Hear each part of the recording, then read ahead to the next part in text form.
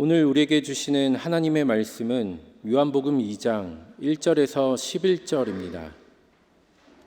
사흘째 되던 날 갈릴리 가나에 혼례가 있어 예수의 어머니도 거기 계시고 예수와 그 제자들도 혼례의 청함을 받았더니 포도주가 떨어진지라.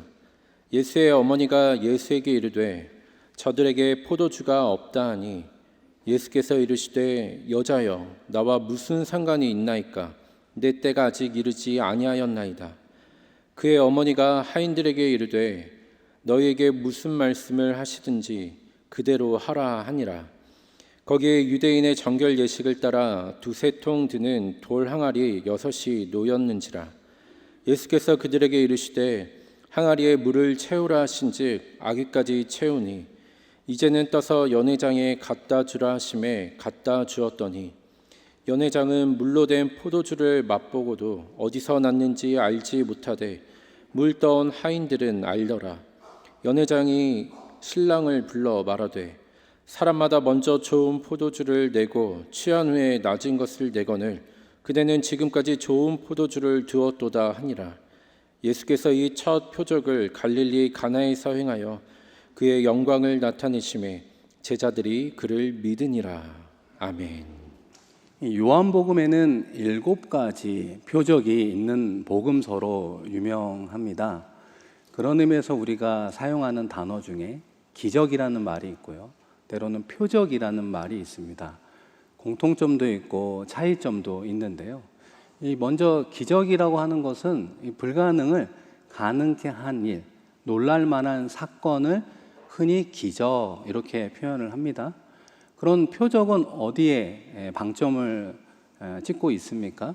놀랄 만한 사건이 아니라 하나님이 그 기적 같은 사건을 우리에게 허락하신 목적, 의미, 이유가 무엇인가, 그 후자에 중점을 두고 있다는 것입니다. 그런 의미에서 오늘 말씀의 제목이 무엇입니까?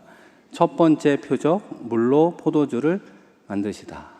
이 물로 포도주를 만드신 표적에는 주님이 우리에게 전하고 싶은 의미가 있다는 것입니다. 이 동일한 맥락에서 첫 번째로 표적을 보여주었다는 것은 더욱더 큰 의미가 있는 것 아니겠습니까?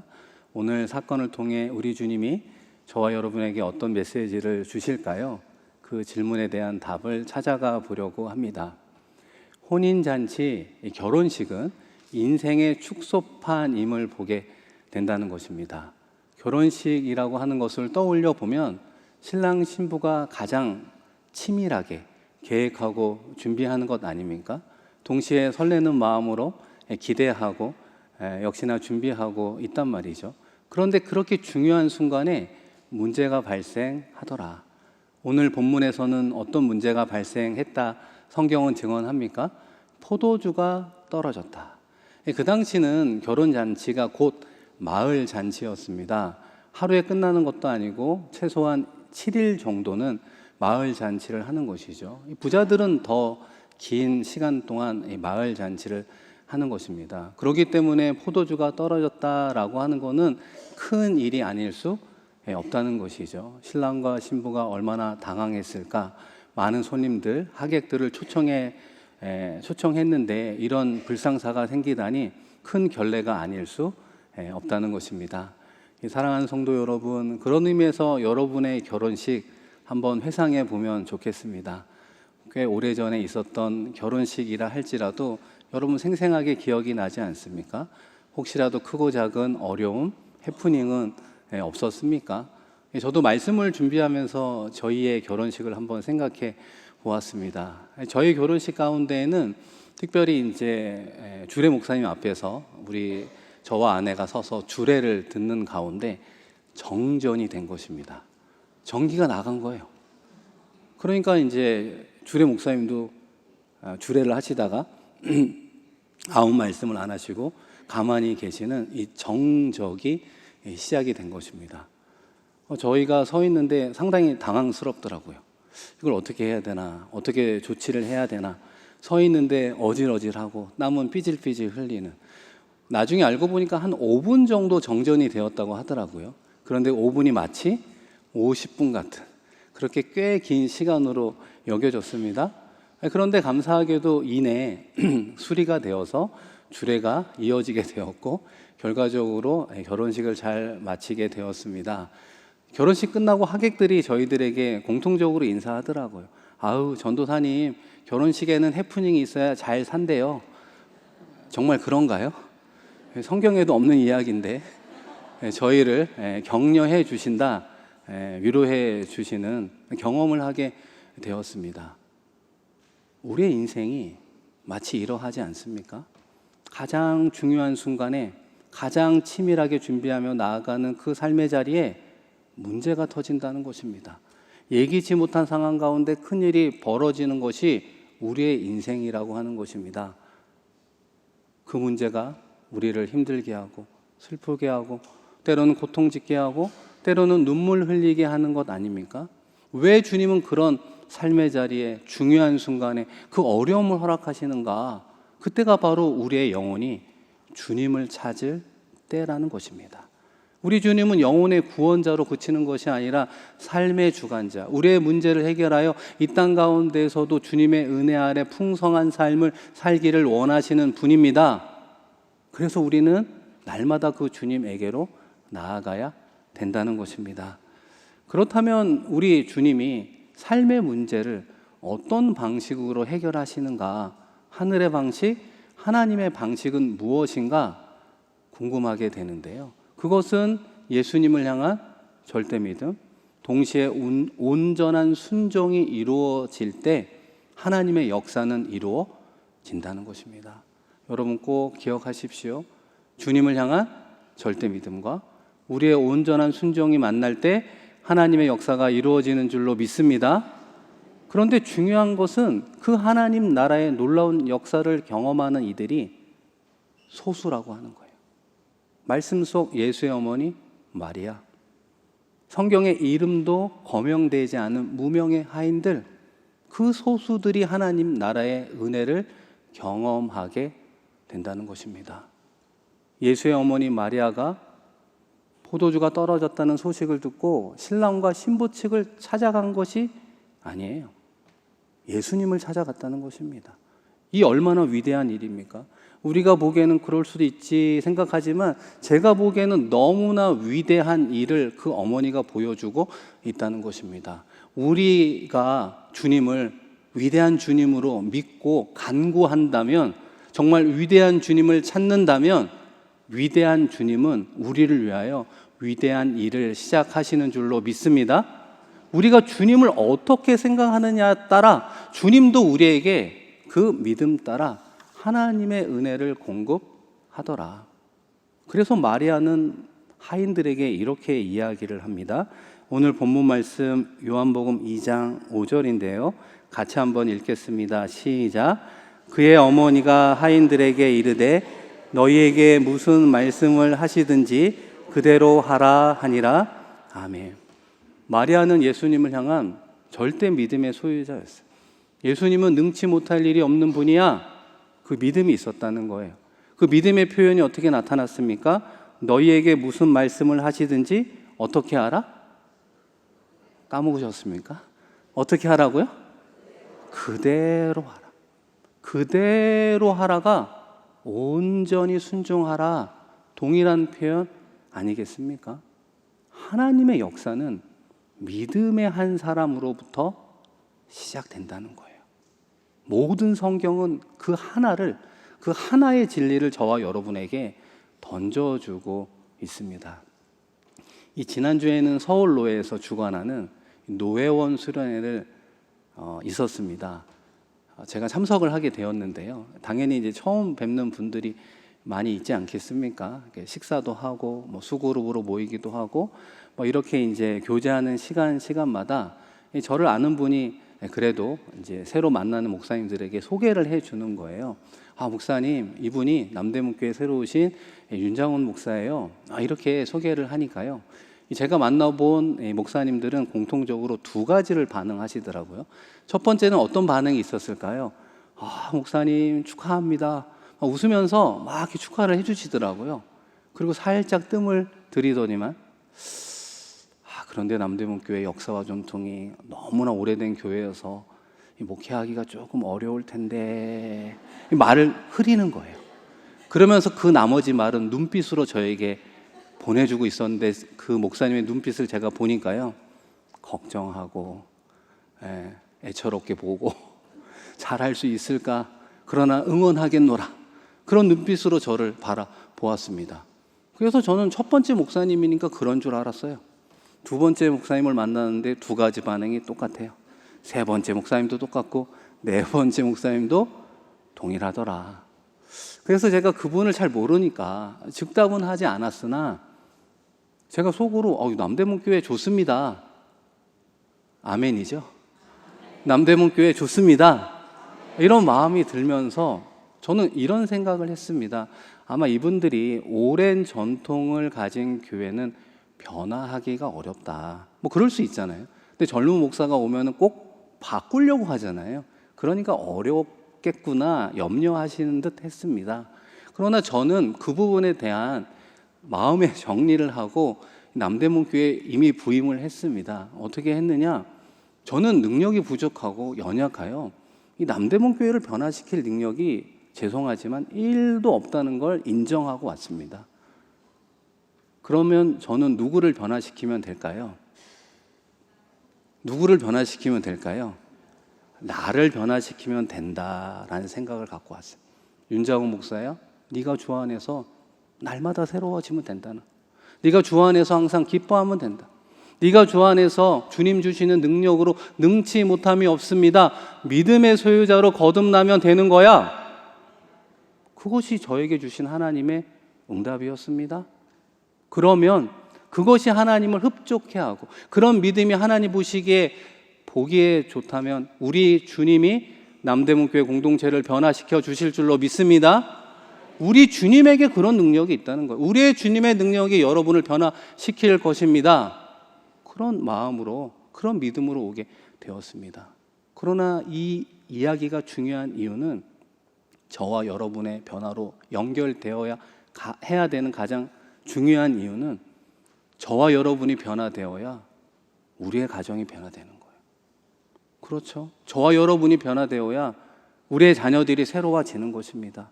저와 여러분이 변화되어야 우리의 일터가 주의 영으로 충만해지는 줄로 믿습니다. 그러기 때문에 한 사람을 통한 하나님의 역사는 다른 사람의 이야기는 아니라는, 저의 이야기가 되어야 하고 저와 여러분의 이야기가 되어야 하는 것입니다.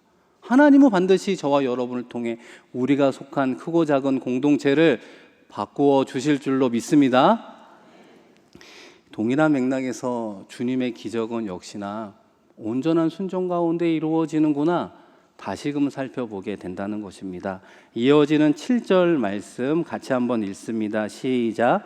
예수께서 그들에게 이르시되 항아리에 물을 채우라 하신즉 아기까지 채우니. 아멘. 이 하인들의 입장에서 보면 마리아의 명령을 따라가잖아요. 하인들 입장에선 예수님이 그 당시 무명의 축하객 중에 한 명이었어요. 공생애를 시작하기 때문에 예수님이 그 당시 유명하게 알려진 분이 아니었습니다.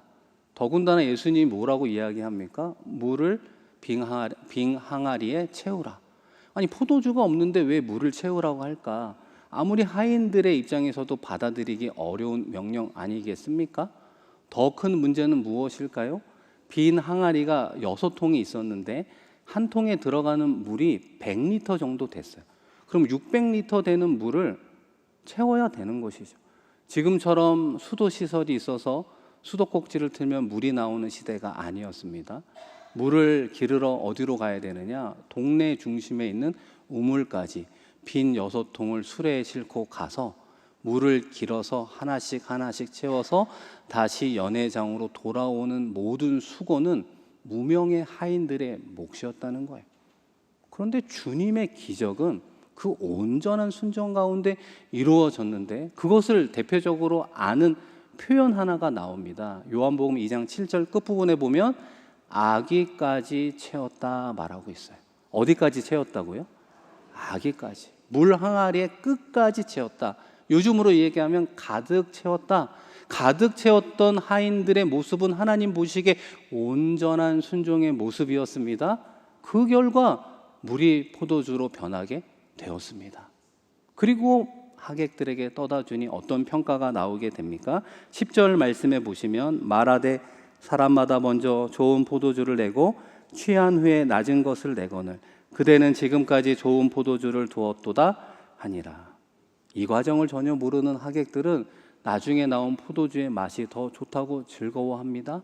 그런데 기쁘고 즐거워하는 모습을 바라보는 마리아, 무명의 하인들은 알고 있죠.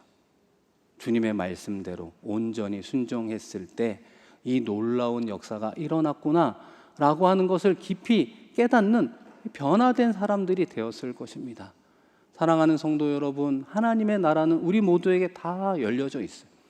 누구에게나 하나님 나라는 다 열려져 있어요. 그러나 그 하나님 나라의 놀라운 역사와 은혜와 하나님의 기적은 소수가 경험하고 있다는 것입니다.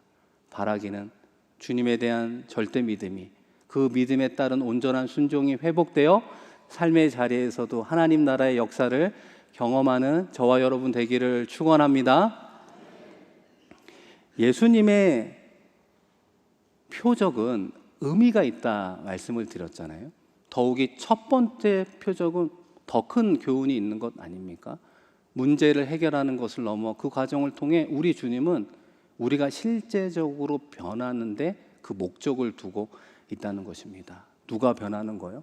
저와 여러분이 영적으로 변화하는 것, 속사람이 새로워지는 것, 영적으로 거듭나는 것에 예수님의 최종 목적이 있다는 것입니다. 함께 읽었던 6절 말씀에 보시면 거기에 유대인의 정결 예식을 따라 두세 통 드는 돌 항아리 6이 놓여 있다. 정결 예식용 항아리 물은 우리의 손을 깨끗하게 하는 거예요. 때로는 우리의 몸을 깨끗하게 하는 거예요. 손과 몸이 깨끗해졌지만 겉만 번지르하게, 겉만 깨끗하게 하는 용도일 뿐이라는 것입니다. 그 돌 항아리의 물은 우리의 심령을 깨끗하게 할 수 없는 존재임을 우리 주님은 이 시간 저와 여러분에게 말씀하고 있는 것입니다. 누가 우리를 변화시킬 수 있다고요? 주님만이. 오직 주님만이 물을 포도주로 바꾸어 가듯이 우리의 속사람을 변화시키는 분이라고 하는 것입니다. 맹물과 같은 우리의 존재라 할지라도 연약하고 부족하고 어떻게 보면 나 스스로 나 자신을 바라볼 때 높은 평가를 주지 못하는 인생을 살아간다 할지라도 오직 우리 주님의 손에 붙들린 인생이 될 때 포도주와 같이 다른 이들에게 기쁨을 주고 즐거움을 주고 선한 영향력을 끼치는 포도주와 같은 영적 존재로 바꾸어 주시는 줄로 믿습니다. 우리 주님이 반드시 우리를 그렇게 변화시켜 가실 것입니다. 이런 속사람의 변화, 물에서 포도주로 변화된 제자가 있습니다. 여러분, 오늘 11절 말씀인데요. 같이 한번 읽겠습니다. 예수께서 이 표적을 갈릴리 가나에서 행하여 그의 영광을 나타내심에 제자들이 그를 믿으니라. 아멘. 제자들 가운데 누가 있었는가? 안드레라고 하는 제자가 있었습니다. 안드레가 예수님의 말씀을 듣고 기도하고 제자로서 신앙 훈련을 받으며 동고동락했죠. 안드레도 부족한 사람인지라 때로는 넘어지고 쓰러지고 신앙적으로도 실패한 경험도 했을 것입니다. 그런데 예수님과 계속해서 동행하며 2년의 시간이 흘렀을 때 오병이어라는 기적의 사건 현장, 그 중심에 안드레가 서 있음을 우리는 반드시 기억해야 되는 것입니다. 많은 사람들이 찾아왔는데 먹을 것이 없는 그 상황 속에 안드레는 오병이어라고 하는 보리떡 5개와 물고기 2마리 도시락을 가지고 온 소년을 보게 되었다는 것입니다. 그리고 그것을 주님께 안내한 제자가 바로 안드레라고 하는 거예요. 생각해 보면 소년의 도시락이 10,000명이 넘는 사람들에게 얼마나 큰 도움이 되겠습니까? 얘야, 너나 많이 먹어라. 우리는 안 먹어도 배불러. 뭐 이렇게 위로하며 그를 보내도 되는 것 아닙니까? 그러나 안드레의 시선은 소년의 도시락에 있었던 것이 아니라는 거예요. 안드레의 영적 시선은 능력의 주님에게 있었다는 거예요. 안드레의 영적 시선은 위대한 주님에게 그 시선이 모아져 있었다는 것입니다. 마리아가 마치 예수님에게 다가가 뭐든지 말하는 대로 순종하라 그 믿음으로 다가간 것처럼 동일하게 안드레도 그 도시락을 주님께 안내하게 되었던 것이죠. 그리고 우리가 아는 것처럼 5천 명이 먹고 12바구니가 남는 기적을 경험하게 되었습니다. 안드레는 그 기적을 통해 어떤 사람이 되었을까요? 물이 변하여 포도주가 되듯이 정말 나의 인생을 주님께 맡겨드리면 포도주와 같이 다른 사람들을 기쁘게 하고 즐겁게 하고 선한 유익과 영향력을 끼치는 사람이 되는구나. 정말 우리를 하나님의 형상을 입은 자로 하나님의 영광의 통로자로 삼아 주시는구나. 평생 잊지 못할 사건으로 마음에 새겨졌을 것입니다. 물이 변하여 포도주가 되는 인생을 살았던 또 한 분을 소개하면서 오늘 말씀을 마무리하려고 하는데요. 우리가 들어보았을 수도 있는 창작 뮤지컬 이 마리아라고 하는 뮤지컬이 있습니다. 한 24년 전에 첫 공연을 하게 되었는데요. 그런데 이 마리아라고 하는 창작 뮤지컬이 2006년에는 미국의 브로드웨이까지 초청받았던 요즘 말로 대박을 쳤던 그런 뮤지컬 공연이었습니다. 그런데 이 대본을 쓴 사람이 누구냐? 유혜정이라는 작가입니다. 영락교회 권사님으로 계시는데요. 제가 영락교회에 있을 때 이분의 간증을 들었던 적이 있습니다. 이 유혜정 권사님은 처음부터 교회 다니는 신앙인, 그리스도인이 아니었습니다. 단지 교회를 다니는 곳에 시집을 오게 되었는데 처음부터도 교회를 다니지는 않으셨대요. 그런데 가정에 경제적인 어려움이 생기자 기도하자, 우리 하나님께 매달려 보자 이렇게 이야기하는 식구들의 권유로 교회에 나와 예배를 드리기 시작했다고 합니다. 평생 교회를 다녀보지 않은 분이 주일날 예배 드린다고 처음부터 큰 가문과 감동이 있었던 건 아니잖아요. 몸만 왔다가 돌아가는 그런 일들을 반복하는 생활을 하셨대요. 그러던 어느 주일에 자녀를 이제 교회학교에서 데리고 오려고 교회학교 예배실을 찾아가게 되었습니다. 그런데 거기서는 한창 찬양과 율동이 이루어지고 있었다는 것입니다. 예수님이 말씀하시니 물이 변하여 포도주 됐네. 예수님이 말씀하시니 물이 변하여 포도주 됐네. 우리 후렴구는 같이 한번 불러보겠습니다. 예수님, 예수님, 나에게도 말씀하셔서 새롭게 변화시켜 주소서. 우리 어릴 적 교회학교에서 얼마나 찬양과 율동으로 많이 불렀던 복음성가 아니겠습니까? 그런데 그 당시 유혜정 권사님의 마음에는 이 찬양의 가사가 마음에 꽂혔다는 거예요. 너무나 형언할 수 없는 경이로움을 느꼈다는 것입니다. 그러면서 주님을 만나게 되었죠. 그러면서 그 자리에서 그 가사를 가지고 그분이 이렇게 기도를 했대요. 하나님, 맹물과 같이 보잘것없는 부족한 사람이에요. 하나님, 저를 만나주세요. 포도주와 같이 변화시켜 주세요. 저를 통해 많은 이들을 기쁨으로 섬기며 선한 영향력을 끼치는 자가 되게 해주세요. 정말 순수한 아이의 마음처럼 기도하셨대요. 그렇게 주님을 만나고 은혜를 받았어요. 보통 은혜 받으면 그 다음 행보가 무엇입니까? 교회 공동체를 위해서 봉사하고 섬기는 거잖아요. 그래서 교회 내 문화선교부에 들어가게 되었습니다. 영락교회가 큰 교회여도 이 봉사자들이 많지 않으셨나 봐요. 전공은 이분이 연극이었대요. 배우였다고 합니다.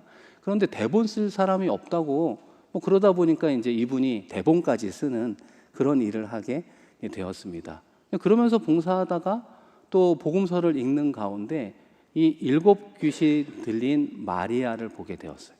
예수님을 만나서 온전히 치유받았죠. 그리고 마리아가 예수님을 잘 섬겼잖아요. 나중에 부활의 주님이 가장 먼저 만나주신 사람이 누구입니까? 바로 이 마리아 아니에요. 이 마리아의 인생의 역전이 마치 물이 포도주와 같이 변화되는 인생이구나, 큰 감동으로 다가오셨나 봐요. 그래서 이 내용을 가지고 대본을 쓴 게 바로 마리아가 되었다는 것입니다. 그런데 중요한 사실은 무엇인가? 이렇게 쓴 대본이 한 번에 기획사를 통해서 공연으로 연결되지 않았다는 거예요. 무려 몇 년의 시간이 흘렀느냐? 3년의 시간이 흘렀다는 거예요. 그 3년 동안 이분이 매주 금요 기도에 가서 기도하셨대요. 기도하고 마지막 기도는 특별히 어떻게 했느냐? 본인이 쓴 대본을 하나님께 올려드리면서 기도했대요. 하나님, 이 대본이 부족하고 연약하지만 이 대본이 주님 손에 붙들리면 많은 사람들을 이롭게 하고 은혜를 끼치고 변화되는 삶을 살 수 있을 텐데 이 부족한 대본이 주님 손에 붙들려 사용되게 해달라고. 마지막 기도는 대본을 들고 기도했대요. 사랑하는 성도 여러분, 몇 년 기도했다고요? 3년을 기도했대요. 아마 도중에 포기했으면 지금의 유혜정 권사님은 있을까요? 없을까요? 없었을 수도 있는 거죠. 포기하지 않고 3년 동안 기도한 어느 때가 되자 하나님은 그 때를 기다리시는 것 같아요. 꿈을 주고 비전을 주었지만 그 비전과 꿈이 마치 죽는 것과 같은 영적 죽임을 온전히 경험해서 우리를 낮추시고 겸손하게 한 다음에 그 비전을 펼쳐주시는 분이 우리의 주님인 것 같아요. 그래서 그 3년이 지날 즈음 어느 기획사의 지인이 이 대본을 보고 너무 좋다는 거예요. 우리가 작지만 해화동의 대학로 소극장에서 한번 해보자고. 그렇게 해서 초연이 시작이 되었는데 너무 좋다는 호평이 입소문을 타면서 대학로에서 점점 큰 극장으로 옮겨가기 시작을 했다는 거예요. 그리고 나중에는 어디로까지 옮겨갔을까요? 예술의 전당까지 올려서 공연을 하게 되었다는 거예요. 그리고 그해 뮤지컬 관련 상, 그 사관왕을 하게 되었고 2006년에 브로드웨이까지 초청받은 작품으로 하나님이 사용해 주었다는 거예요. 유혜정 권사님도 하나님 보시기에는 맹물과 같은 미약한 존재였지만 주님께서 그분을 붙잡아 주시고 함께 기도함으로 나아가 많은 이들에게 위로와 은혜와 기쁨을 주는 포도주와 같은 존재로 만들어 주었다는 것입니다. 사랑하는 성도 여러분, 우리 주님은 저와 여러분을 향하여 우리가 주님 부르시는 그날까지 반드시 동일한 목적을 가지고 우리를 찾아오실 것입니다. 맹물과 같은 우리의 존재일 수 있잖아요. 하염없이 부족하고 자신감 없고 안 될 것 같은 연약한 심령을 가진 자일지라도 주님 손에 붙들리면 포도주와 같이 많은 이들에게 기쁨을, 많은 이들에게 즐거움을, 많은 이들을 살리는 보람된 열매 맺는 인생을 만들어 주실 줄로 믿습니다. 저와 여러분을 향한 주님의 이 구애는 평생 이루어진다는 것입니다. 우리가 어떻게 주님을 만날 수 있을까요? 내가 완벽하게 준비했지만 터져버린 문제의 현장이죠. 내가 열심히 공을 들여보았지만 여전히 안 되고 실패한 그 자리, 닫혀버린 환경, 외로운 그 상황의 그 자리가 바로 저와 여러분이 주님을 만날 때라는 거예요. 우리의 마음을 열어 그 권사님처럼 순수하게 나의 영혼의 구원자 되신 주님, 나를 만나달라고, 나의 부족함을 채워달라고, 나를 통해 하나님의 영광을 보게 해달라고 우리는 간절하게 기도하는 것입니다.